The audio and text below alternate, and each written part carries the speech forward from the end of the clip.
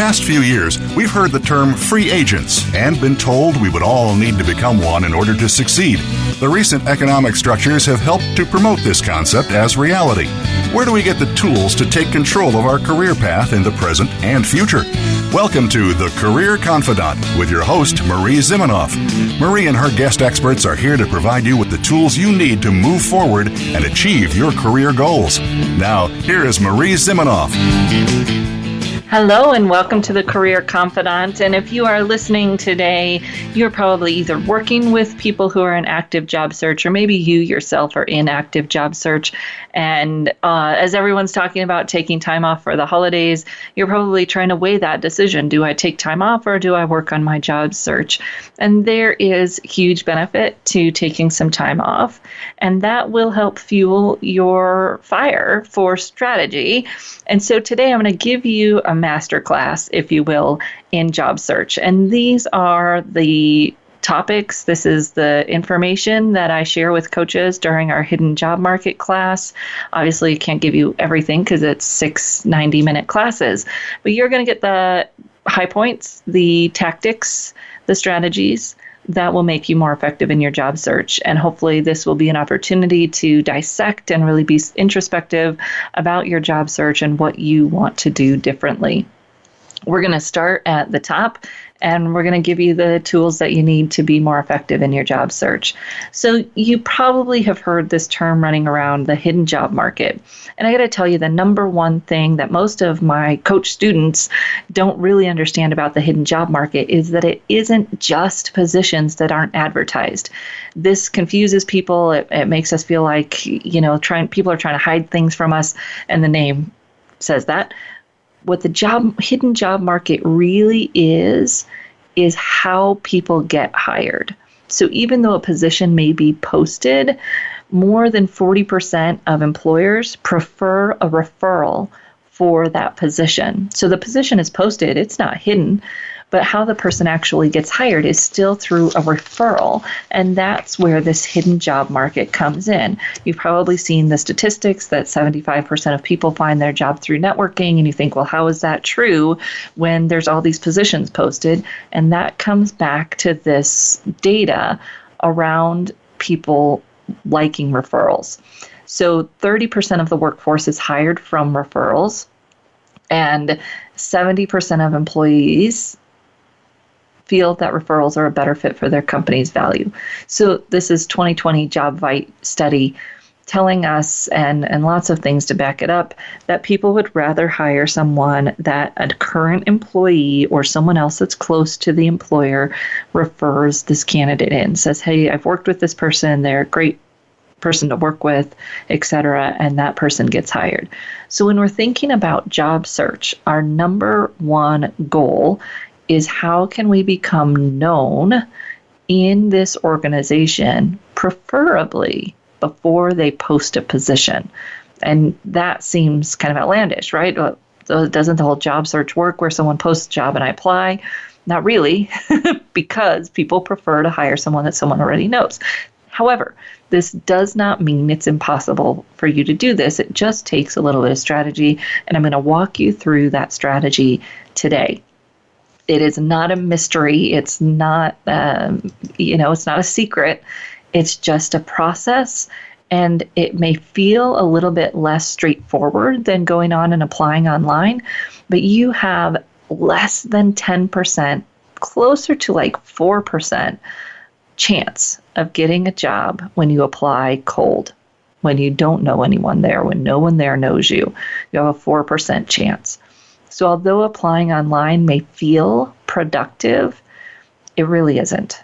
You don't want to stop doing it. We'll talk kind of at the end of our session today about how to do it more effectively. You don't want to stop doing it, but you've got to realize that your chances of getting those positions is incredibly low. And we'll talk about some of that here in just a minute.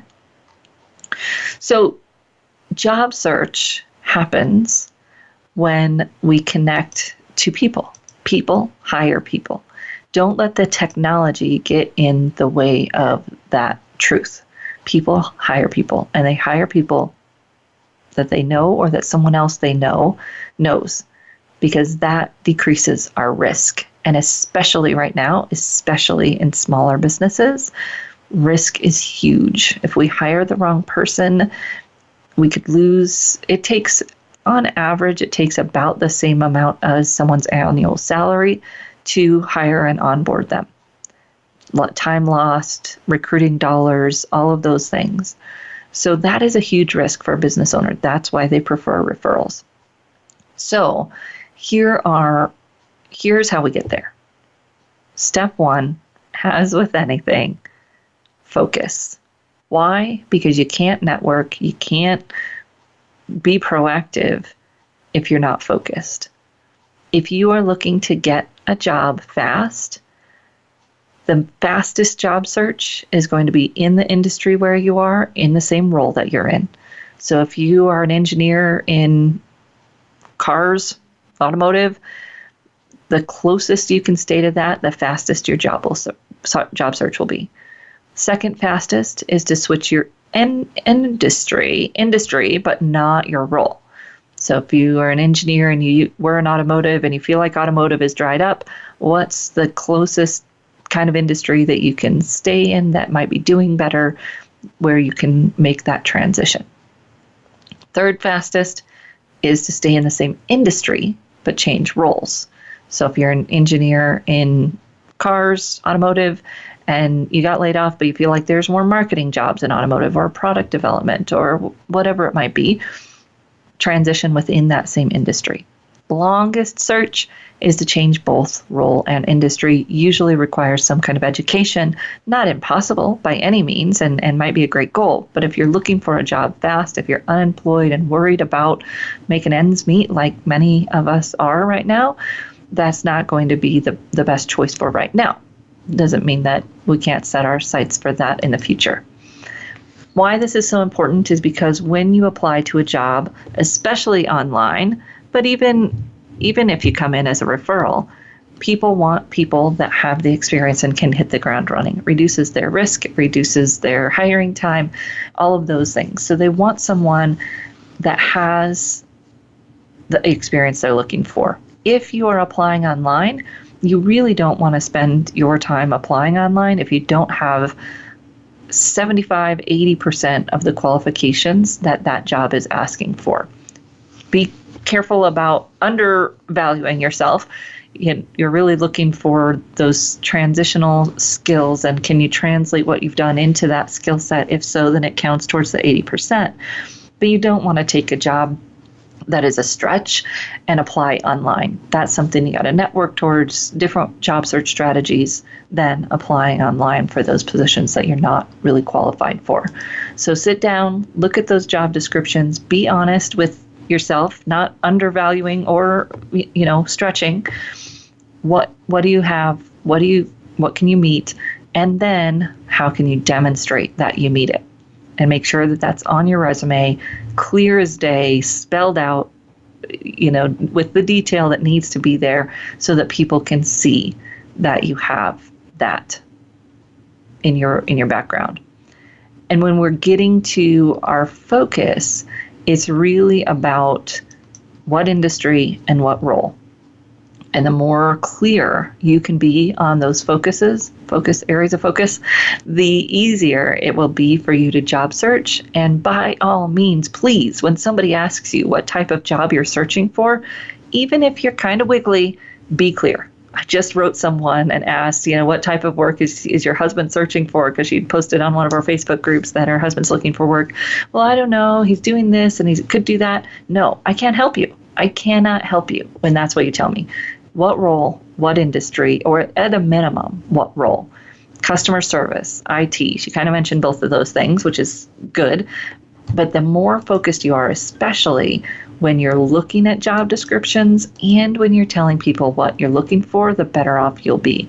People can't help you if you're too open because they don't know how. That's our kind of dichotomy, is we think, if we're open, people will be able to find more opportunities for us. But the truth is that if you're open, I have no idea how to help you. If you tell me you're in IT, I start to think of all the people I know in IT. If you tell me you're in customer service, I start to think about all the people I know in customer service.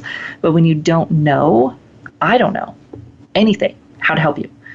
Be specific, be clear, choose 1 or 2 areas of focus to share with people when they ask you that question, and then those areas of focus will play into this very important foundational tool that you need for your job search, and this is your target list.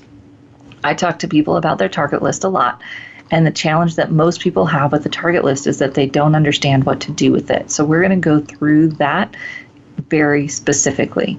What do you do with this target list and how do you put it together? So your target list are the organizations that you are interested in working for. Now remember, we said that people want a referral. They want someone that people already know, and you want to be that known candidate before a position is posted. The only way you can do that is to write down a list of target companies and start networking towards those target companies very strategically so that you're a known entity when they post something. And it actually works better if they don't have something posted right now, because then you can become that known entity before something is posted. So don't let that stop you. By all means, you're looking for companies that are in that industry or 2 or 3 industries that you're interested in. Obviously, you can look at geographic target. You don't have to have a geographic target now because so many positions are hiring remote. If you don't have a geographic target, then you've got to be even clearer about your industry, company size, what's going to define that target company for you. Otherwise, you have a challenge of being able to create a list because the pool is too large.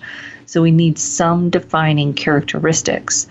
And I've got a whole show on the target list and how to develop your target list. I'll drop that into the article on this topic. And I've also got an entire show on the successful secrets of job seekers that Alexandra Levitt came on and did in April. So those would be good things to go back and touch base with if you're having challenges there. But this is your first step. Put together this target list and of companies. Some people say have 10 and really dig into those companies. Some people say have 50. You're going to figure out what works for you. I want you to have at least 10. If you have fewer than that, it's going to start to feel like there aren't enough fish in the sea. And I don't want you to have any more than 50. 50 is on the large end because too many to manage. What I do want you to do is start brainstorming these companies in an Excel spreadsheet, whatever you use. Write down the names of the companies and never delete anything. If you find out a company's not a good fit, have some sort of system where you move it to the bottom. But what happens to me is if you delete it, then I'm like, oh, did we already look at this company? Yes, and it wastes time.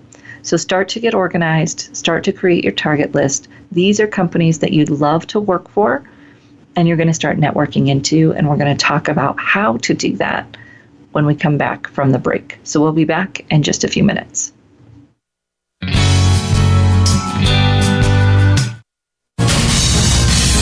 Voice America Business Network, the bottom line in business.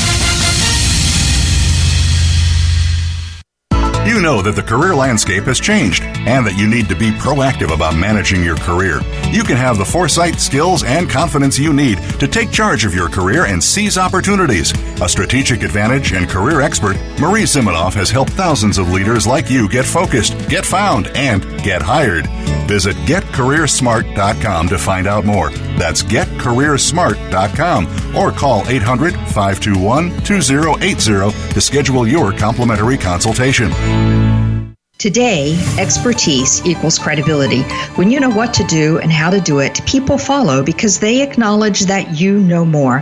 However, stepping up in your career eventually pushes you out of your comfort zone of expertise. How you lead at those moments requires new skills. We're here to show you how to survive and thrive. Join me, Wanda Wallace, on Out of the Comfort Zone at Voice America Business Channel. You can find more information at leadershipforuminc.com. You hear about it all the time. Compromises, destructive malware, major breaches. You can't turn on the news without hearing about the latest cyber event. Learn more about cybersecurity, how it has become one of the most significant threats to our national security, and the battle experts undergo every day on your behalf to protect you, your families, and your data. Task Force 7 Radio with host George Reedus is the voice of cybersecurity around the world. Tune in live every Monday at 8 p.m. Eastern Time, 5 p.m. Pacific on the Voice America Business Channel. From the boardroom to you, Voice America Business Network.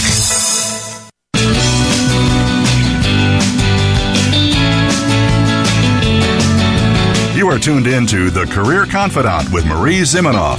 If you have a question or comment for Marie or her guest today, please call 1-866-472-5790. That's 1-866-472-5790. You may also send an email to marie@astrategicadvantage.com. Now, back to The Career Confidante. Welcome back to the Career Confidante, and today we're doing our little masterclass in job search. So we were talking about target lists, building your target list. The session that I was referring to is actually from 3/31 of 2014, Great Places to Work Beyond the Magazines. If you want a deep dive into how to find companies to add to your target list, you go back and listen to that show. And then just this April 20th of 2020, Alexandra Levitt came on and talked about the secrets of successful job seekers, and that will give you some of the data behind why this hidden job market thing works. So let's talk a little bit about what in the heck you do with this target list. You create this list of organizations. Why? What do you want to do with it? So when you're building your list, start with the companies that you already know, those jobs you've already applied to, the companies that you'd love to work for. Then you can search for competitors of those companies. You can do that, in Google, competitor of Pepsi, and obviously all those companies are going to come up. New companies that you can gain from research, you can go back and listen to that session if you want to dive a little deeper there. And then, of course, when you're watching the posted positions, doesn't necessarily have to be a great fit position. It may be, hey, that's a neat company. I'm going to start networking towards that company and just see if there might be an opportunity there for me that is a better fit. So one of the ways that you can use those job advertisements that you're getting is to find more companies to add to your list. And then just very basic, you go on Google Maps, do a search for the keywords that you're interested in, see what comes up. And then there's a lot of other ways. Obviously, the best places to work list, the Forbes list, some of those things can be great. Sometimes professional associations have directories that you can use, and that can help you get started in building your list. Again, you decide how long you want your list to be. It might be 10 and you're really going to dive deep into those. Might be 50 because you want to feel like you have a lot of opportunities, and you can experiment and see what works best for you. So on that note, let's take a little break here and talk about mindset. Mindset in a job search is a challenge because, one, we want there to be an exact science. Could somebody just please give me the formula for finding a job, right? And that doesn't work. It just doesn't work that way. And I tell my coaches this, the biggest way we lose credibility with our clients is pretending that there's a formula. There is a strategy. There are strategies that you can employ, but the strategy is going to be different for each individual job search and the type of work that they're looking for. So a lot of times you might see someone posting, this is it. This is how you find a job. And they're talking in the tech world, or they're talking in healthcare, or whatever it might be. They're talking executive. Every type of role is hired differently. Networking works for all roles, but it's going to look different for different industries, different levels of role, and, as we'll talk about here in just a minute, for your personality, because otherwise networking doesn't work if you try to do it the way that so-and-so said to do it. You've got to figure out how to make it work for yourself. And you've got to figure out which way you want to do it. The great thing is there's lots of different ways to do it. The hard thing is there's lots of ways to do it. And so no one can tell you exactly how to do it, which when you're job searching and something doesn't seem to be working, you've got to know, when do I say this isn't working and I need to do something different? It's like an experiment. And you probably don't want to hear that, because we want it to be, step 1, step 2, step 3. And in some ways, I'm going to give you some steps today, but those steps are going to circle back on each other. It's circular, it's messy, and it's an experiment. What's going to work for you? You can put some strategies together, start experimenting with them, and then keep track of what seems to be working and what's not working. Don't give yourself excuses of, networking's not working, so I'm going to go back and apply online. That's defying the data. You do want to pay attention to what type of networking. When do I get good feedback? When do I get people to respond? Those types of data collection, so that you can refine your search as you go. And have that growth mindset of, how am I going to learn from this and do it better, versus this isn't working, everybody's horrible, I'm horrible, I'm done. And some days we all feel like that. We get back onto that growth mindset path and we move forward. So let's just kind of go through here. We talked about your job target, positions, roles. Knowing your industries and geographies help you narrow down that target list arena so that you can create a good list. Also thinking about the type of environment, what's the workplace culture going to look like, those types of things. Then you create your target list, and then you start networking towards that target list. And there are 2 different schools of thought here, and I'm going to go through both schools of thought. And I don't think there's an or, it's an and. And when you do each or how you do each will depend on you and your personality and how you want to make this work for you.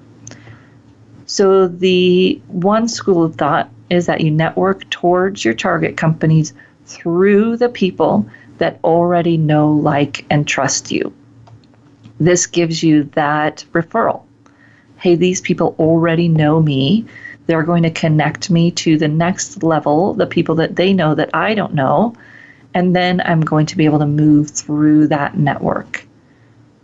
It connects those loose ties. It connects those to your purpose, those target companies. You want to start with people that know you in a work capacity, because they're the most beneficial weak ties, if you will. Colleagues that might be able to introduce you to other colleagues that they know that are in or used to be in or have some affinity to your target list.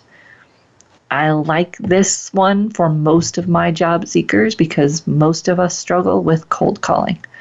And this gives us that option to go through our warm network who already know, like, and trust us, and have them make those introductions to people that are in our target companies or a closer degree of separation to our target companies. So someone who used to work there, someone that knows other people that works there, etc.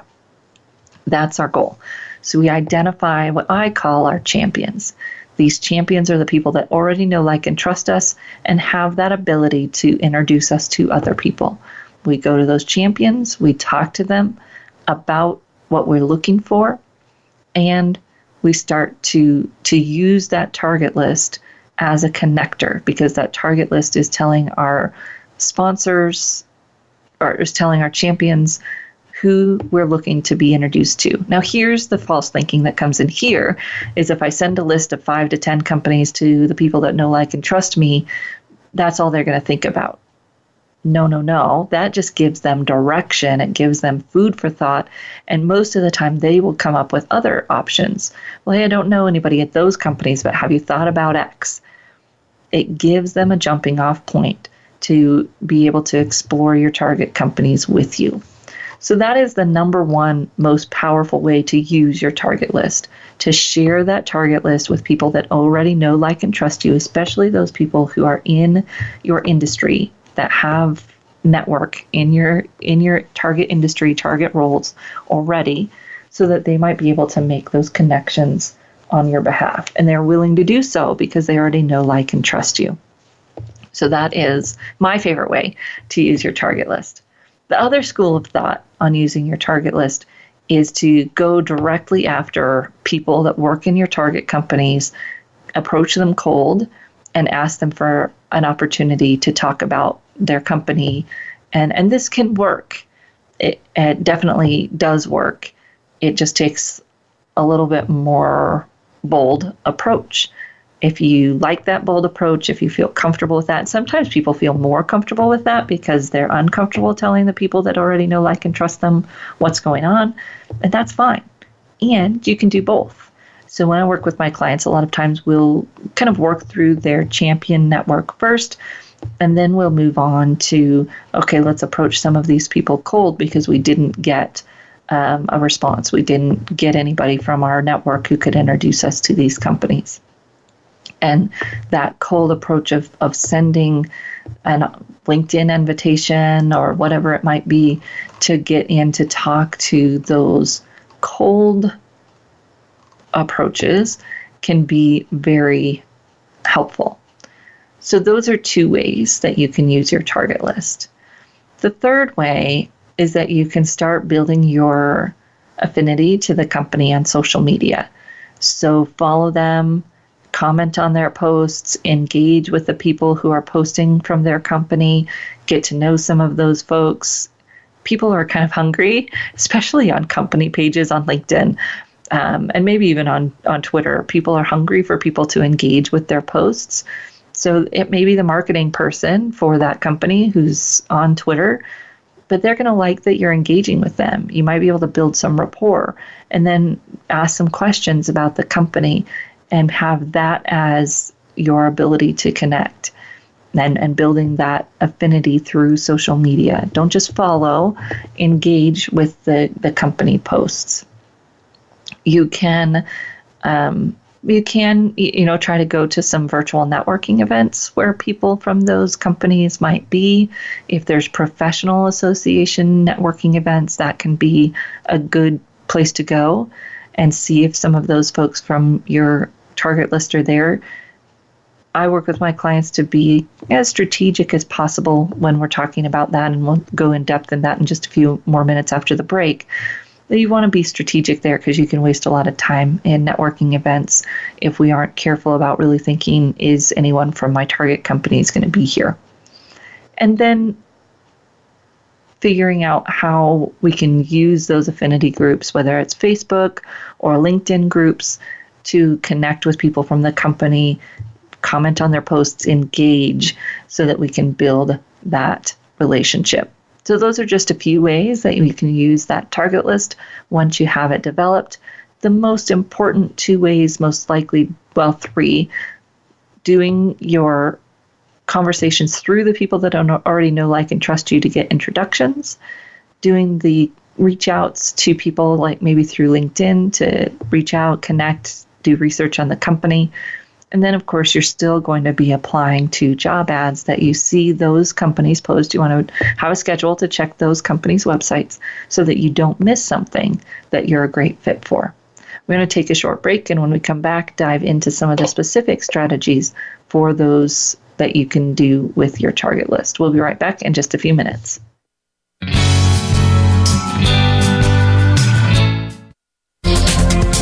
The business community's first choice in Internet Talk Radio. Voice America Business Network. You know that the career landscape has changed and that you need to be proactive about managing your career. You can have the foresight, skills, and confidence you need to take charge of your career and seize opportunities. A strategic advantage and career expert, Marie Zimenoff has helped thousands of leaders like you get focused, get found, and get hired. Visit getcareersmart.com to find out more. That's getcareersmart.com or call 800-521-2080 to schedule your complimentary consultation. Today we live in a truly global environment. Business can more easily be conducted now in almost any part of the world. How do you, as a business owner or professional, navigate the ever-changing business landscape? Tune in to Leadership Beyond Borders with host Kimberly J. Lewis. With a worldwide resource of guests, you'll find out what opportunities and challenges surround diverse and virtual organizations. Listen live every Tuesday at 3 p.m. U.S. Pacific Time on the Voice America Business Channel. Think you've seen everything there is to see in online television? Let us surprise you. Visit voiceamerica.tv today for sports, health, business, and more on demand 24/7. Voice America Business Network, the bottom line in business.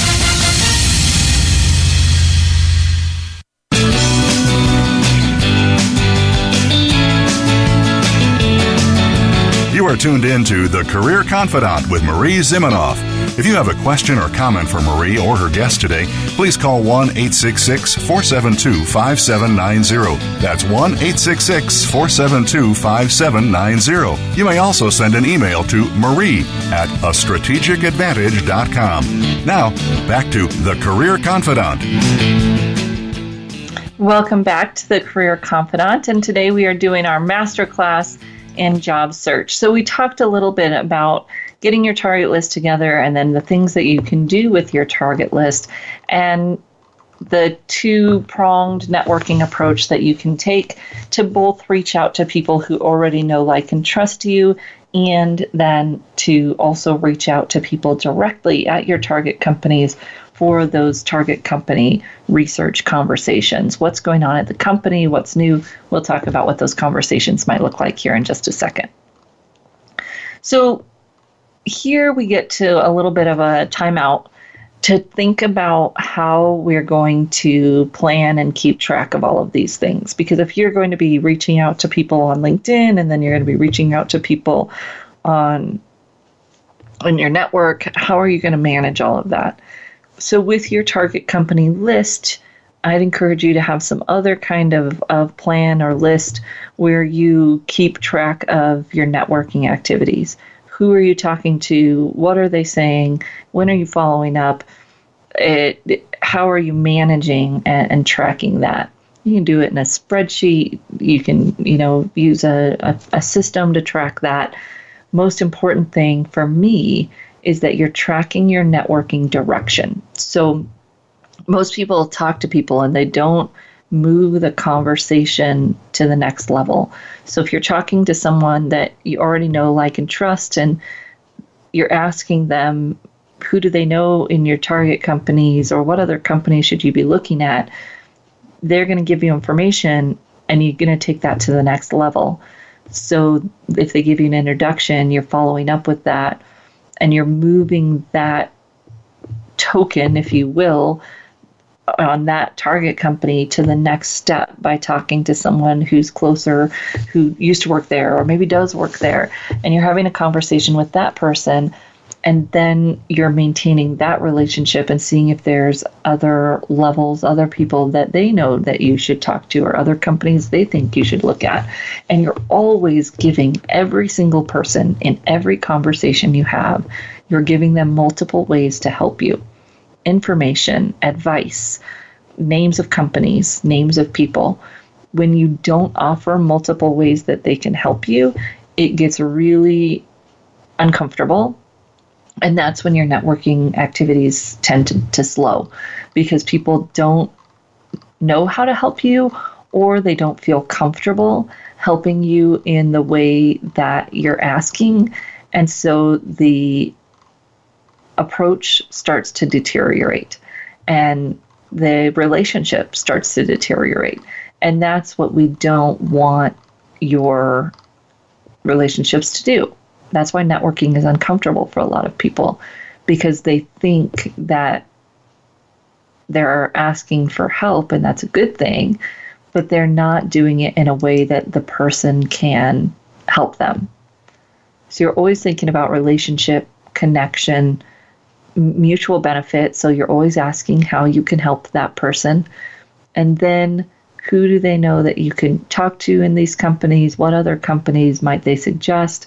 And what other advice would they give to someone who's looking to get into this company or this industry? always giving away that anybody you're talking to could help you, will help you be successful in this process. You're sharing your target list. That gives them lots of companies to think about. It's not about, hey, I want to work there. I want to work at your company. And if you can't help me get a job at your company, this is unsuccessful, right? That's way too much pressure and it feels negative for most people.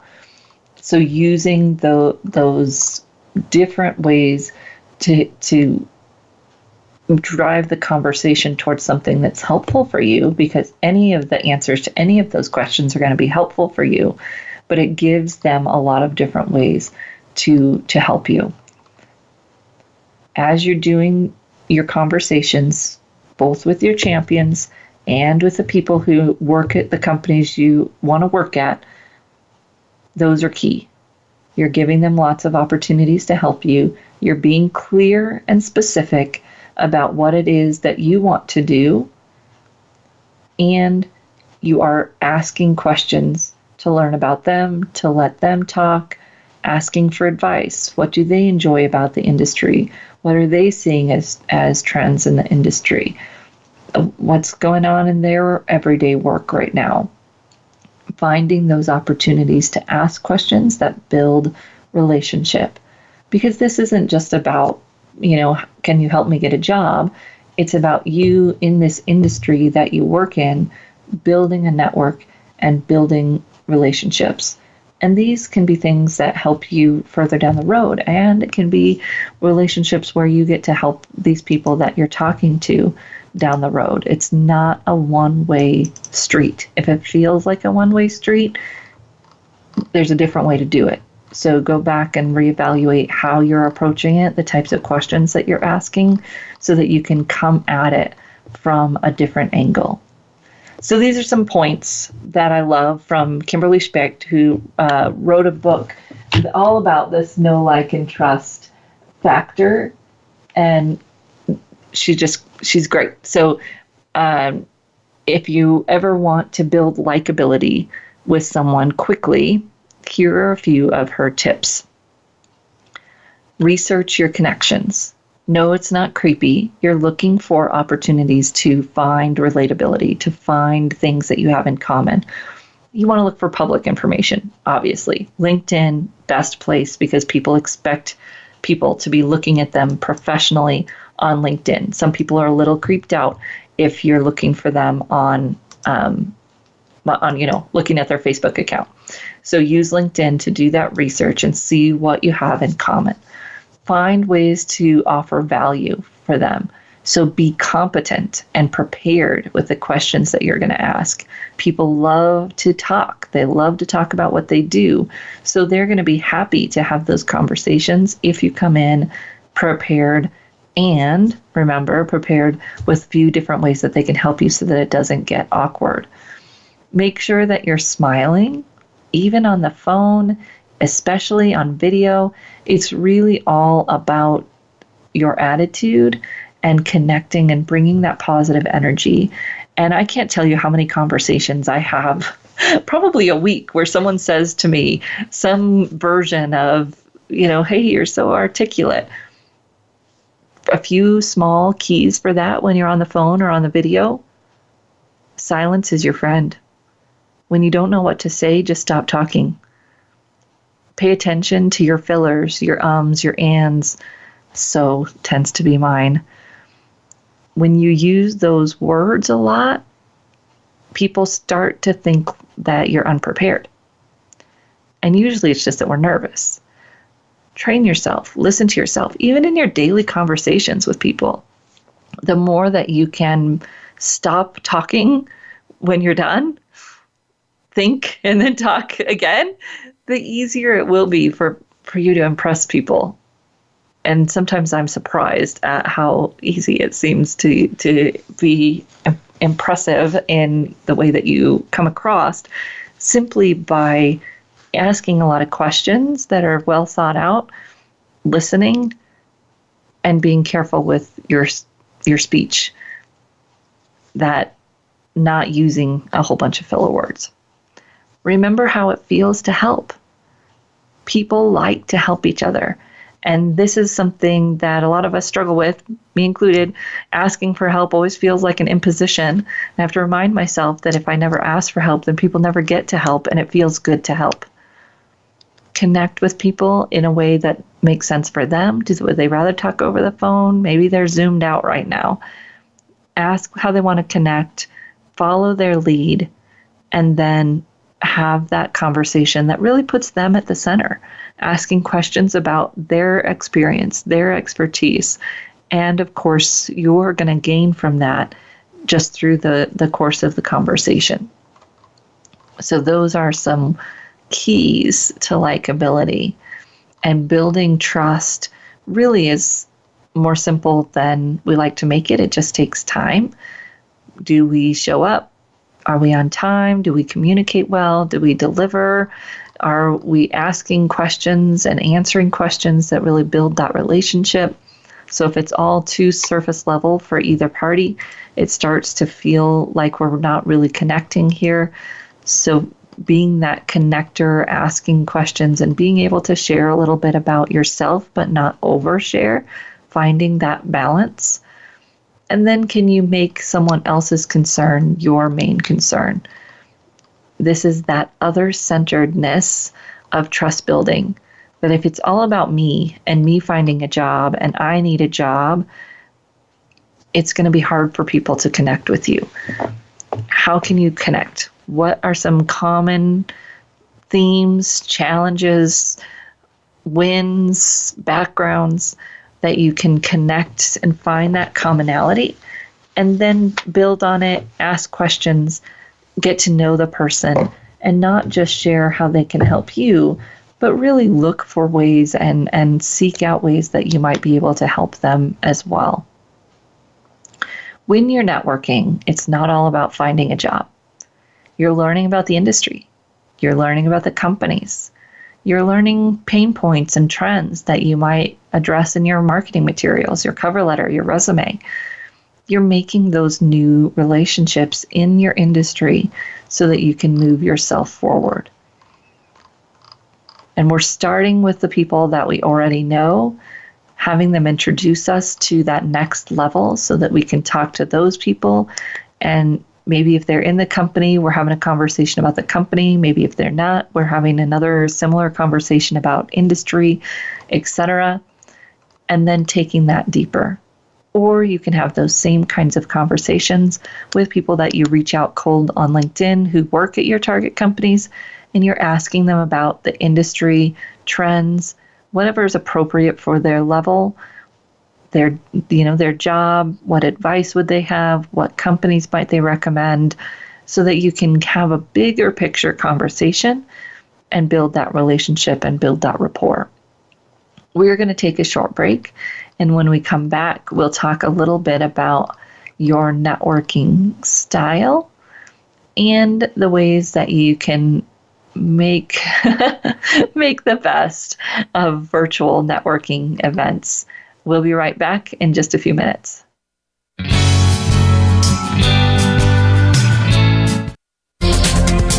The business community's first choice in Internet Talk Radio. Voice America Business Network. You know that the career landscape has changed and that you need to be proactive about managing your career. You can have the foresight, skills, and confidence you need to take charge of your career and seize opportunities. A strategic advantage and career expert, Marie Zimenoff has helped thousands of leaders like you get focused, get found, and get hired. Visit getcareersmart.com to find out more. That's getcareersmart.com or call 800-521-2080 to schedule your complimentary consultation. We hear it and read about it every day in the news. America is heading over a fiscal cliff. Home prices are still receding and unemployment growing. How can you preserve and increase your wealth in this kind of economy? Tune in to Turning Hard Times into Good Times with host Jay Taylor. Jay will explain the decline of our monetary system and the economy, and will give you winning investment ideas and the tools to protect and increase your wealth. Turning Hard Times into Good Times with Jay Taylor can be heard Tuesdays at 3 p.m. Eastern Time, 12 noon Pacific Time on the Voice America Business Channel. When it comes to business, you'll find the experts here. Voice America Business Network.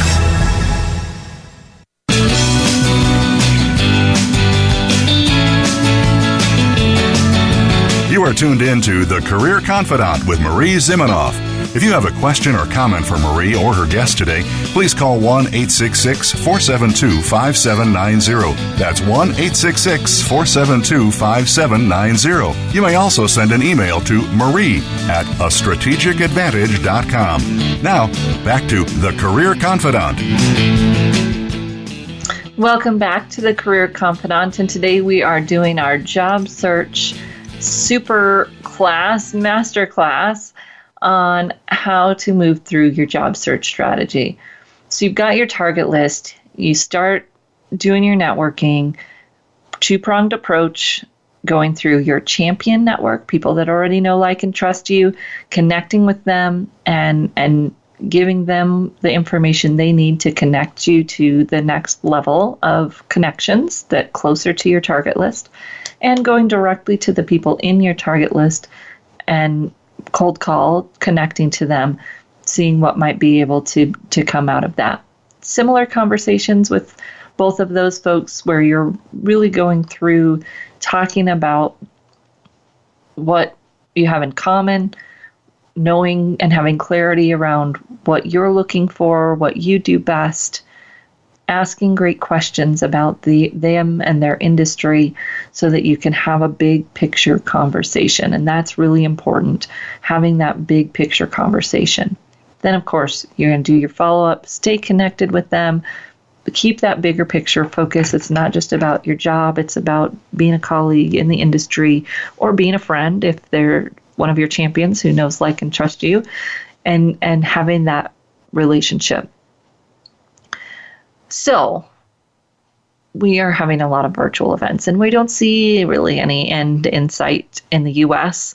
to this virtual event thing. I'm a little bit jealous of my friends in Australia who are having in-person events right now, but that is not happening here for us in the U.S. for a while. So what can we do instead? Well, we can do the best we can do with virtual events.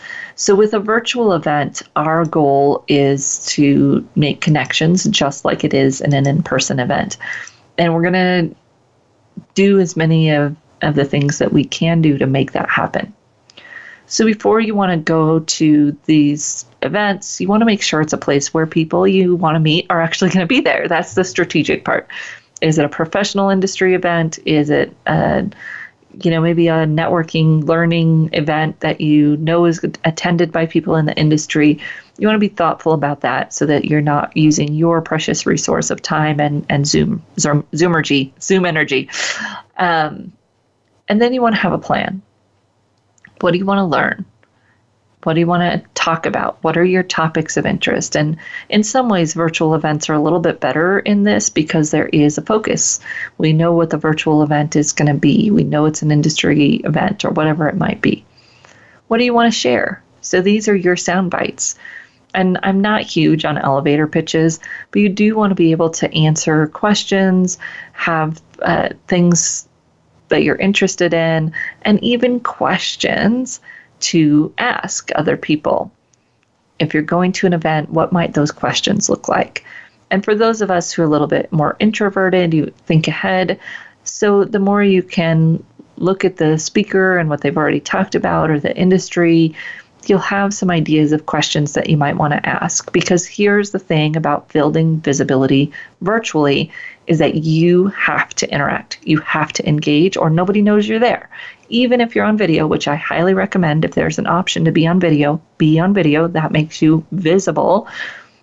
Even if you're on video, if you never say anything or you don't type in the chat, you might as well not have attended. Sometimes that's okay if you're just there to learn and that's the energy that you can bring that day. There's nothing wrong with that. If you really want to use that virtual event to network, you have to engage. Ask a question, respond to a question, connect somehow. Connect to other people that might be there that you already know, or, kind of the lowest level of engagement. If other people are engaging, connect with them on LinkedIn. hey, I enjoyed your comment on this event today. Would love to connect here on LinkedIn. You start a conversation if you're thoughtful and capture those comments. If you're in Zoom and the person turns it on, you can capture comments by clicking at the bottom where you chat. You put who you want to chat to. There's usually 3 dots to the right. You can click on those and save the chat. Sometimes the presenters turn that off. So you might have to write down in a separate Word document or a notepad in front of you the person and their comment so that you can connect to them later, mention their comment, and be able to start a conversation. If you're just there and listening and watching, and even if you're on video, it's not going to be a networking opportunity. If you want to make it a networking opportunity, find a way to engage. Ask questions, share, engage with the people that are doing those things. Great question. Would love to know more about that too. It's the lowest level thing, but it's better than nothing. That you can do those comments and really engage. Use the chat, speak if you have an opportunity, be on video if you have the opportunity, and then follow up. Connect on LinkedIn, follow up, ask for one-on-one meetings if it's appropriate. Hey, I'd love to learn more about the work that you're doing, so that you can have those opportunities to really connect with people outside of the big meeting. That's where the magic happens, right? And we know that in a face-to-face conference.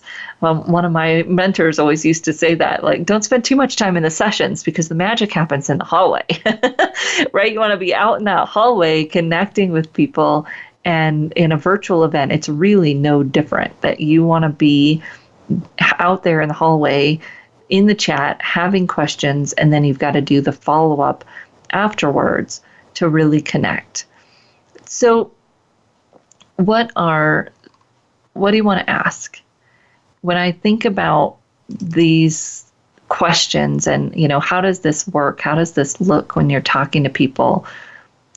It always depends a little bit on their level. If they're a high level person, talk strategy. They'll love it, right? What's going on in the industry?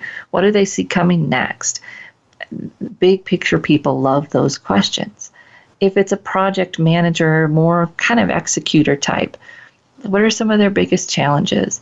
What are they doing right now? What are some of the best solutions that they've found recently? They're going to talk tech or talk. Whenever you can get people talking about those things that they're really excited about and engaged in, they'll lose track of time. They'll think you're great. Even if you said nothing, they'll think you're great because you gave them time and space and good listening to talk about something that they love. And very few of us get that opportunity that often, to have that engagement around a topic that we really enjoy. So if you can listen, and this is why it's great when people comment on a virtual event, because you see that they're passionate about something, and then you can follow up on that, have a conversation, engage with them around that topic, and it's going to be a goldmine. They're going to love being able to talk about it, and it's an easy opportunity for you to help them feel better. They feel good because they had the opportunity to engage with someone on that topic. Your whole goal is to move the chess piece, if you will, from away, out external to your target companies to internal. So you're connecting with people that might be able to connect you to someone who works in the target company. And you're trying to build those relationships so that when they post a position, they will say, hey, I know X, Y, or Z. I interacted with them on a virtual event. And you can actually follow up with that person and say, hey, just wanted to let you know that I put my application in for this role. You may not have seen that it was posted, but I'm really excited after talking with you about the opportunity to maybe join your organization. You have to have the relationship first. You can fast track it by cold calling. Sometimes it works, sometimes it flops. You can work it through your network, and it might take a little bit more time, but you've got that warm introduction.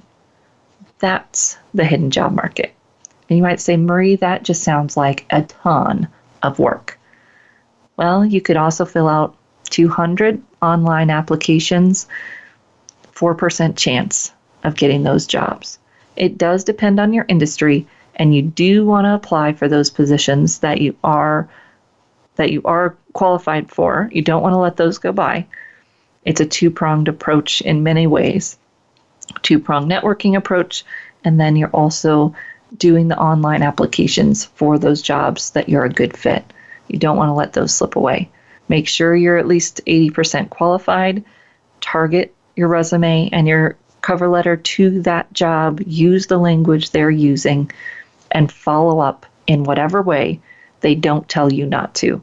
If they say don't call, send an email. Follow up on LinkedIn. Do whatever you can do to follow up so that you can get that application seen and build that rapport and those relationships. We'll look forward to seeing you right back here again next week on the Career Confidant.